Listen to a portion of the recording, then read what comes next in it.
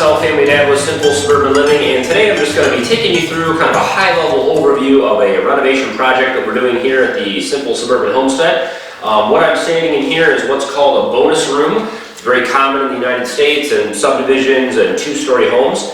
Basically what this room is it's called a bonus room. It's basically above our garage, and why it's called a bonus room is basically all they do when they construct the home is they just raise the roof up a little bit and use open joists in above the garage and then finish it off. This is not considered a bedroom living space. It doesn't have a closet or anything. What you see here is the whole room. It's a pretty large room, long ways here, but it does have slanted lower ceilings, and so there's not a lot of room for a closet.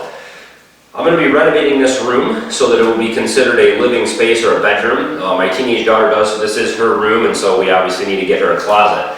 I'm going to be doing some kind of custom closet work back here and putting an extra bed, a little bed area in front of the window. I'm going to be doing a plywood floor in here, similar to what I did in another bedroom, and if you haven't seen that, I'll put a link up at the top here to the series on the plywood flooring. So I'll do that in here. Real low budget. We're going to try to keep this project as inexpensive as possible, using very inexpensive materials and obviously doing it all ourselves here. So again, real high level overview. We'll dig in and get started on kind of framing the walls in over here first. And we'll go from there. Okay, so here's the progress so far on the bonus room renovation. Just to kind of take you up to date on what we have done so far, I'll take you through some of the details and show you the progress as we go here. But basically all the rough process or rough steps have been completed. So I've got the rough framing done. I've got our rough electrical completed. I have the rough drywall completed, and now I'm ready to get on to our finishing steps. So getting ready to do all of our taping and mudding, which is not my favorite thing to do. And custom door jambs and doors here we're going to put in on each side for the closets, and finishing up the electrical and finishing up the flooring, which will be our plywood plank flooring like we did in the other room. So I'll put a link at the top to that if you haven't seen it. It turned out very well so far. So what I have so far, basically we just framed these walls. I just put a couple walls in here coming out from the window, and I determined the distance from my window back to the wall, basically how deep these closets were going to be. I looked for whatever there was a joist in the ceiling so that I could line this wall that's going out with a joist, so I could screw that in and nail that into the ceiling joist, and also with a wall stud going down there. So that's all secured into the wall that way. There's also a stud around the frame there, so that wall gets secured. This wall here gets tied right into the back wall securely with another stud-to-stud nail and screws there. And that obviously just nailed into the floor joists along the bottom. This here is going to be a daybed, or actually it's a regular single or twin bed. So I think it's a twin bed it's called. But about 70 inches here, and I'm not sure what the distance is between the two here, about 37 I think. So it's a pretty good sized little area, just kind of like a built-in bed. So we have a mattress that will fit in there, and the mattress will come up just a little bit above these little side walls here, and we can always raise that up if we need to. But so just kind of a little day bed in front of the window there.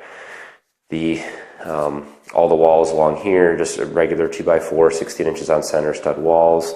Nothing special. Same thing around the edges here and along the ceilings. Now, interestingly enough, both sides, the distance from this wall to the window frame on this side was a couple inches different than the distance from this wall to the window frame on this side. And so I just decided to keep everything even to the window. I think it would look more even that way. But you can even notice up at the top here, there's a bit different distance from the ceiling transition there to the wall than there is over on this side. So that's just the way the house lined up, I guess, and the way they built it. But so everything's completed with the framing. Everything turned out really well.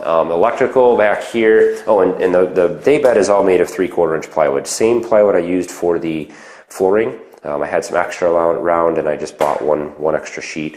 So it's very firm. It's a very stiff 3/4 inch ply in there. So that's nice and tough. The kids can beat this up all they want to.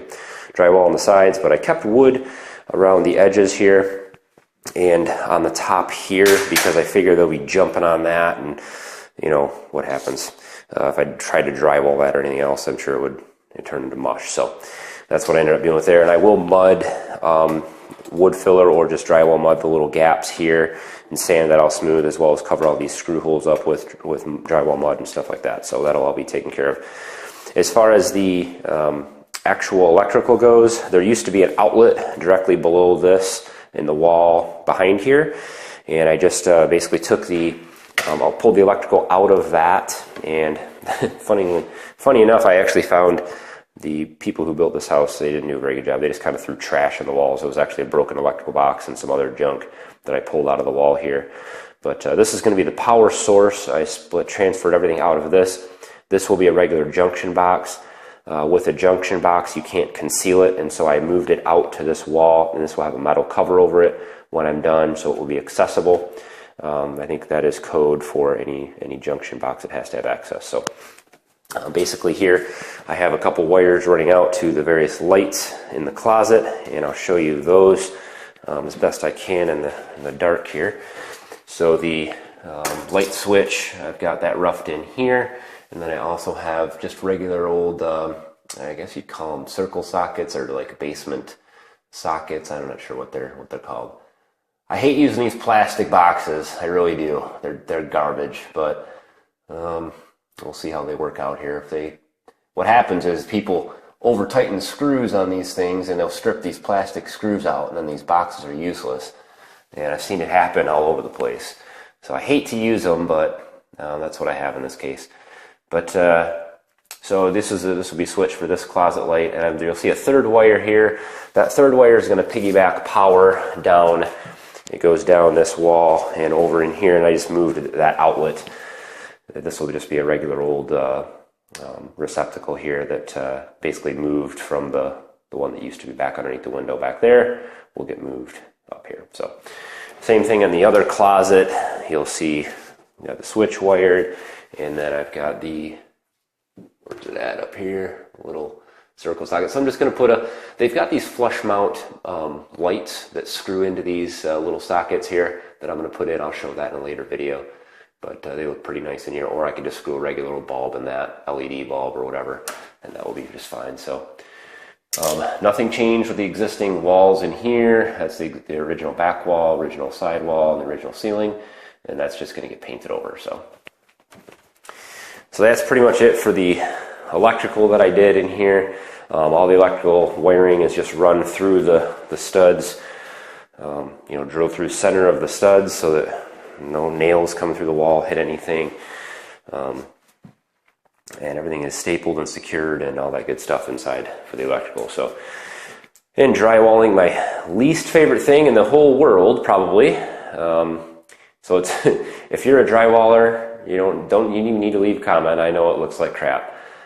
So I'll be mudding and taping probably more than I should, but this is the first time I've done a more, I guess you could call this more complicated, a lot of cuts and angles and stuff like that with drywall, but we'll make it look good. It's just going to take me more work. But all the doorways, I just kind of put bigger pieces in here and then used a saber saw or jigsaw, whatever you want to call it, to cut out the drywall around the door frame, which worked pretty well. You can also use a router to cut that out. Same thing to cut out the receptacle holes in the drywall and that kind of thing. You can use whatever tools you want. Routers work good. You can use hand saws. You can use jigsaws, whatever. These were almost a full sheet on each side, so these were pretty easy to put in. Got the metal corners on here, which turned out pretty decent. Hopefully they're fairly straight. And same thing on the other side. And now the door jambs, these here don't need any edge because this is where I have to put my door jambs in still, and then there'll be molding that goes around and covers that up, so I don't need to worry about that. Everything else looks like it turned out pretty decent so far. I had a minor issue here. What did I write there? This sucks. Yeah. Brought in a full sheet of drywall and set it down on a 2x4 on the ground, and it poked a hole through it. But so I'll have to fix that. Just little things. Somebody stepped on the corner here, and I gotta fill that crap in. So drywalling is not my thing, guys. But hopefully we'll see in the final video how it turns out and see what happens. But So this is the progress so far. I just wanted to do a quick tour and catch you guys up to date on what's going on. Again, I'll do a second part on the flooring and finishing everything and seeing how it looks when it's all finished. I think this is going to be awesome in here. I really do. This bonus room will have living space and nice little closets. In the closets here, we're going to do a little shelf along the back. Sorry about my shadow. So we'll do a little, regular clothes rod across here, and then a shelf on top. So we'll have lots of space and storage down below and things. And there's actually outlets in the closets I left in there, which not sure if those are going to be useful or not. But there's lots of outlets in this room. There's like 7 other outlets in here, so plenty of electrical. So that's that for now, guys. I'm also going to put smart lights in all the light fixtures here.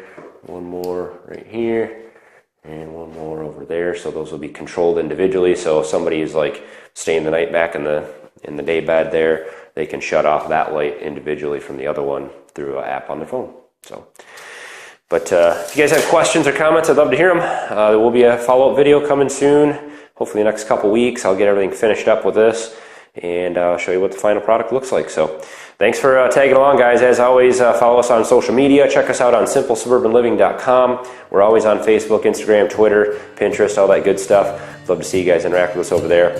Thanks for watching, guys. Have a good one.